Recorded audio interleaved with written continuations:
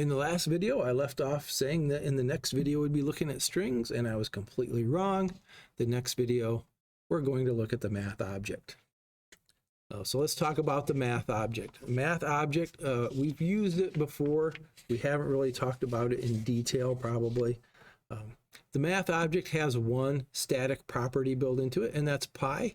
So basically like a constant that's built into the math object. And we can use pi. So for instance, math.pi times 3, so this is probably like a radius squared times pi would give us the area of a circle. So rather than typing in here 3.1415, etc., we can use math.pi anytime we want to use pi.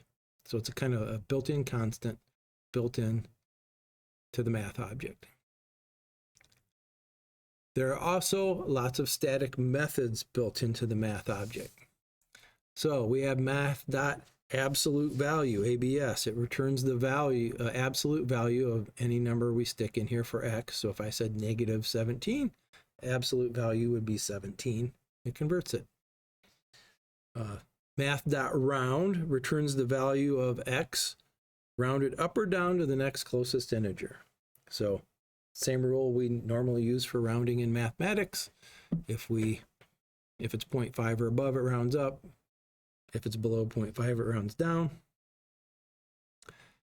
Ceiling returns the value of x rounded up to the next higher integer value.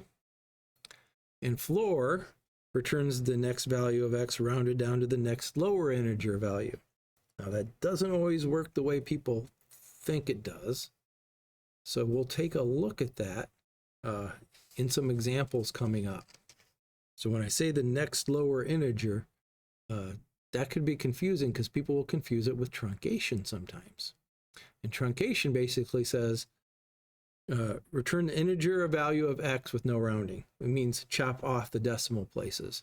And some people will confuse that with floor, but that's not how floor works, especially when you go into negative numbers. So we'll look at some examples of those coming up. Math.pow, so if I put in 3 for x and 2 for the power, I could get 3 squared, which would be 9. So it's basically doing exponents for us. We have a square root function that's built into the math object. So I can say math.square root. If I put 16 in there for x, it would return 4. And then we have math.min, and I can put as many parameters in here as I want, and it will tell us the smallest value of those parameters. And opposite, math.max, I can put a whole list of different values separated by commas, and it will tell me the largest value. Let's look at some of these and take a look at some examples. So math.absolute value of negative 3.4, the result would be 3.4. So absolute value, if you remember from math class, no matter what the sign is, it'll give us the positive number of it. So the absolute value of 3.4 is also 3.4. Okay. The rounding methods, 12.5 would round up to 13. Negative 3.4 would round to negative 3 because 4 is smaller than 0.5. Negative 3.5, I believe that's incorrect. I believe this is incorrect. Negative 3.5 should round to negative 4, just like negative 3.51. Negative 3.49 would round down to negative 3. So I believe that one's incorrect on this chart. Let's take a look at floor, ceiling, and truncate. Okay, so math.floor says rounds the value of x down to the next lower integer value. So if I do math.floor of 12.5, it rounds it to the next lower integer value, which would be 12. Let's look down here at this other math.floor. Negative 3.4, it's going to round it to the next lower integer value. The next lower value from negative 3 is negative 4. Okay. So it goes down. So if you think of it as a number line, or maybe like the y-axis on a graph, it's always, math.floor is always going down or towards the negative side of the number line. That's the way I like to think of it a lot of times. Ceiling takes the value and rounds up to the next higher integer value. So 12.5 is going to go up to 13. Negative 3.4, let's look at this one. Remember, ceiling, it's always going to go up the number line. So ceiling from negative 3.4 would go up to negative 3. All right, and then let's look at truncate here.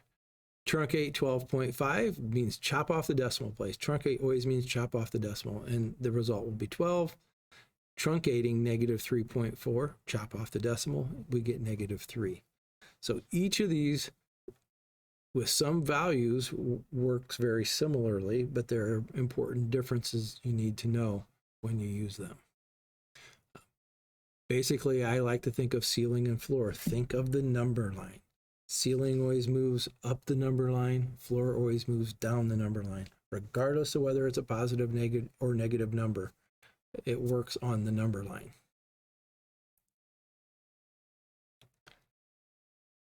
Math.pow, it's the exact example I mentioned earlier. 2 to the third power. No, it's not. I did 3 to the second power. This is 2 to the third power. 2 cubed is 8. Okay, math.pow, 125 raised to the 1/3 power means, so raising something to the 1/3 power is the same as taking the cube root. The cube root of 125 is 5. 5 times 5 times 5 would be 125. Okay, and we have math.square root. That's the exact one I mentioned earlier. I put a 16 in there. I will get 4 for the result.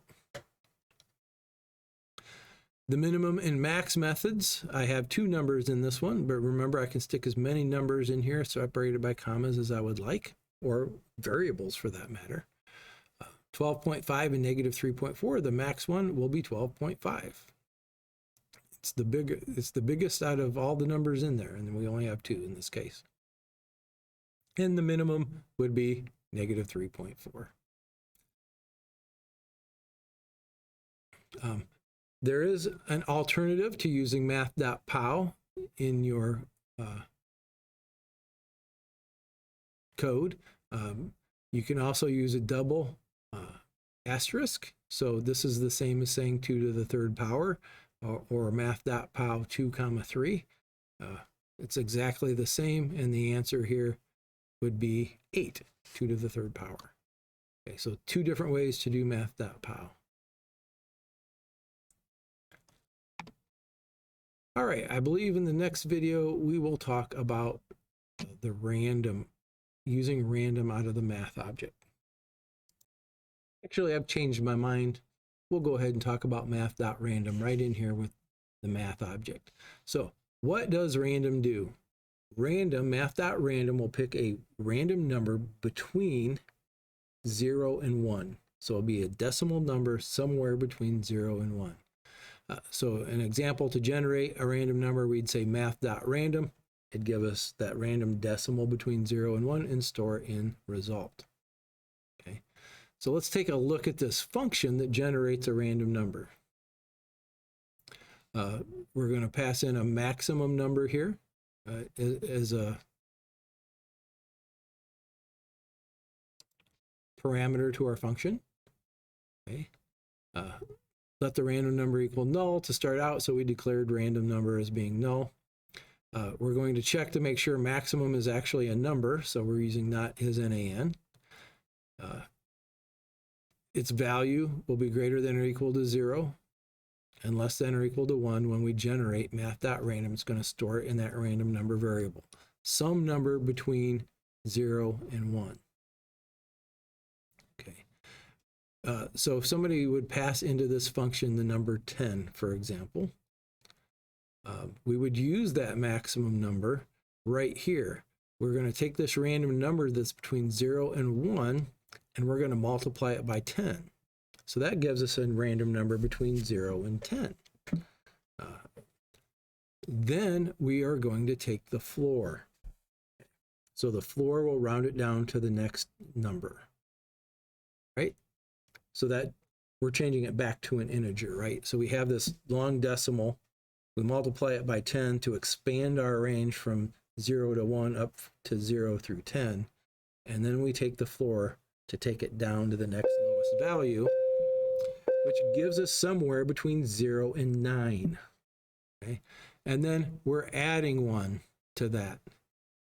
So that moves our range back up 1 through 10. So if I pass in get random number and I pass in the number 10, okay, takes 0 to 1, multiplies it by 10 and takes the floor, which makes it 0 through 9. Then we add 1 to it, and that moves it up to the possible values of 1 through 10. Okay. If maximum was not a number, if we pass something into this function that's not a number, it won't do any of this, which means it will just return a null here for random number, because that's what we initially set random number to up here. So down here in this example, they called get random number, they called this function with 100, which does the same thing. Generates a number from 0 to 1, multiplies it by 100, then takes the floor, adds 1 to it, and we get a random number from 1 to 100. In our next video, we will be taking a look at strings, I promise.